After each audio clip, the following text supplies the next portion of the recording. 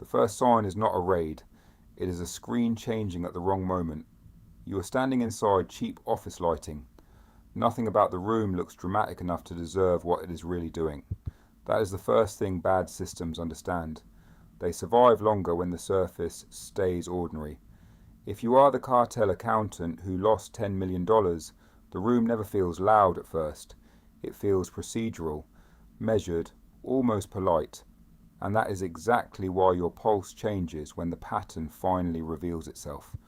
The official story says you are inside organized criminal hierarchy. The truth is that you are inside something meaner. A machine that learned how to rename damage before anyone in the room has to admit what they are helping build. People imagine cartel power as constant violence and swagger. The title sounds cinematic from a distance. That distance protects the audience. It lets them imagine the role is powered by brilliance, danger, or some rare criminal charisma. But the uglier truth is logistics, hierarchy, and a schedule built around ruin.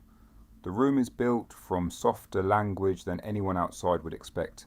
Safety, compliance, quality, and review. Words that make harm sound like workflow.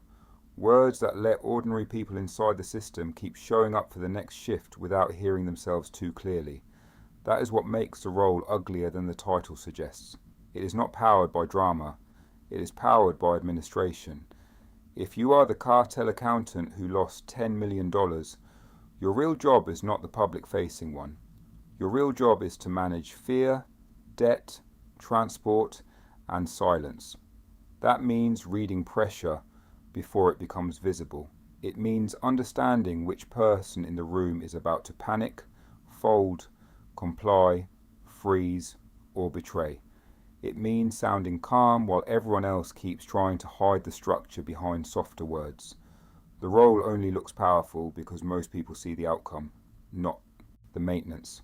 They see the transfer, the arrest, the sealed room, the vanished money, the quiet block, the routed shipment, the frightened target. They do not see the repetition underneath, the scripts, the quiet metrics, the little corrections in tone and timing that turn one bad idea into a functioning system. That is where the real skill sits. Every rotten system survives by protecting the same lie, that everything happening here is still manageable, that it is still professional, that the next step is only process, that nobody in the room is directly responsible for the final shape of the damage. In your world, the lie is reinforced every day. One person handles the front end. One person handles the pressure. One person handles the numbers. One person handles the cleanup. Distance is not a side effect. It is part of the design. It keeps the human cost out of frame long enough for the system to call itself necessary. And once the system can describe itself that way, it becomes much harder for the people inside it to leave cleanly. Outside the machine, people always ask the same question. Why not walk out? The honest answer is never flattering. Money arrived before conscience did. Shame arrived before clarity did. Dependency arrived before escape did. The role gives people just enough distance to keep postponing moral certainty. Not forever, just one more day, then one more week, then long enough for the routine to start sounding normal inside your own head. That is the part the audience tends to underestimate. Systems like this do not only trap the target on the outside, they trap the worker on the inside by making ambiguity feel employable. The role always takes payment somewhere private first. Sleep gets thinner. Ordinary conversations start sounding strategic. Every room begins to feel slightly staged. The cost is not only fear, it is distortion. You stop hearing people as whole people. You start hearing indicators. Compliance, risk, need, exposure. That is when you know the machine is working on you too. Because once the role changes the way you saw other human beings in your head, the title stops feeling clever and starts feeling clinical. There is always a moment when the surface story breaks. Usually it happens for a stupid reason. A face, a name, a question, a pause that should not matter, and suddenly does. That is when the role becomes impossible to keep translating into safe office language. The safe vocabulary drops away. You are participating in ordinary money and ordinary families being bent around illegal power. Not abstractly, not someday, now. And once you see that clearly, the room never fully returns to normal again. The part outsiders almost never picture is the routine. Most shifts inside the cartel accountant who lost $10 million do not feel dramatic enough to justify the title. They feel like checking numbers, reading faces, correcting tone, and noticing which small inconsistency will matter later. That is how organized criminal hierarchy keeps functioning without looking like a crisis every minute. The room survives on repetition because repetition makes ugly work feel ordinary.